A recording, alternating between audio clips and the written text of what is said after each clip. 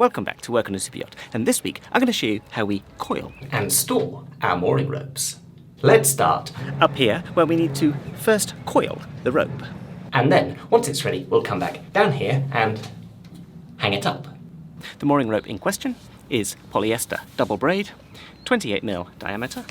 It's got an eye splice at one end, and at the other end it's whipped in white, which, according to our colour coding system, means it's 20 metres long. Imagine that I've just pulled this mooring line in. The rest of the line is neatly flaked out on the deck because that's how we prepared it before we pulled it in. And now I'm just going to use this free area of deck to neatly coil the rope.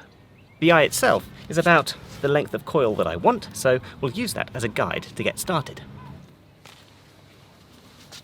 I then just coil the rope back and forth using the length of the eye to tell me when I need to turn back. Notice how as I coil this we're getting a figure of 8 pattern, and that's because I'm not introducing any twist to the line. Now, I can introduce a twist. In fact, I always used to. The reason I did it was because then you get nice, neat coils. No figure of 8, you just get lovely long loops. But by introducing that twist, when you come to uncoil it, it's all twisted up. You've got to flake it out and straighten it out again. So much easier just to coil it in a figure of 8. That way, when you want to use it, it's all ready to go. Now I can just pick that up. There's all your loops. There's the loop of the eye. There's the rest of them. But you'll notice if I actually pick it all the way up, that tail is actually just hanging down. It didn't make another full loop. You never really know whether it's going to make a full loop or not. So if it does hang down like that, usually just pick it up, do a short loop around the top. That way the whole coil stays exactly the length that we want it.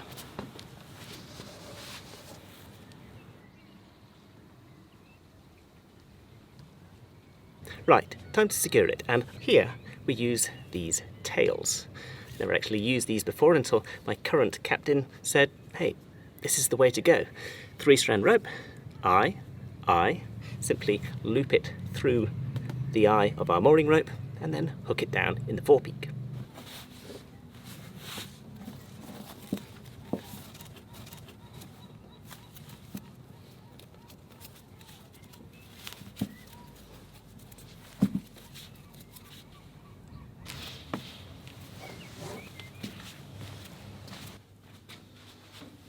Ideally, this would be a 2-man job.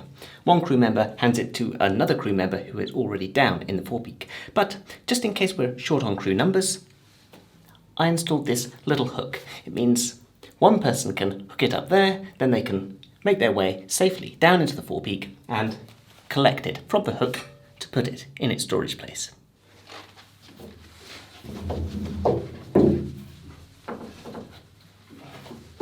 Hung up, neat and tidy. It's polyester, so you can put it away wet, but ideally you want to be able to get some air circulating around it, so this is perfect. If it does drip, it's going to drip down into the bilge below. The main thing here is that it's all ready for the next person, just like last week with the water hose.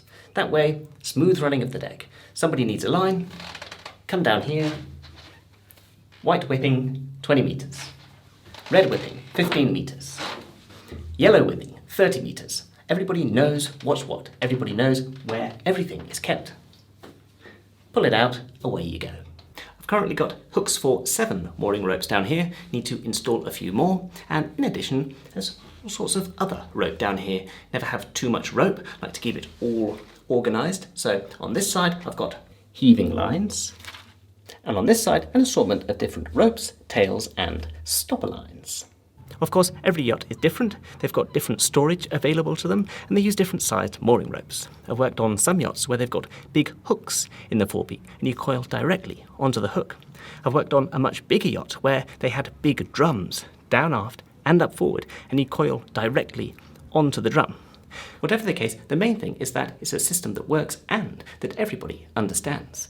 This will of course be part of your deckhand training once you move on board. An officer or the bosun or indeed any of the deck crew might come and show you this stuff, and you'll need to take good notes because, especially in the event of an emergency, you want to know what to do if somebody says to you, grab me a line of a certain diameter or a certain length. Before long, you should get asked to do some whipping or some splicing, and that's when it gets really fun, because this is your chance to put your mark on the system, and this really helps you to learn and understand how it all works. Thank you so much for watching, and for more videos about how to become a Yacht Room member and what to expect when you do, please do check out the rest of the channel. With respect to this video, if you found some value in it, a like would be fantastic, a sub would be amazing, and I very much look forward to seeing you next time.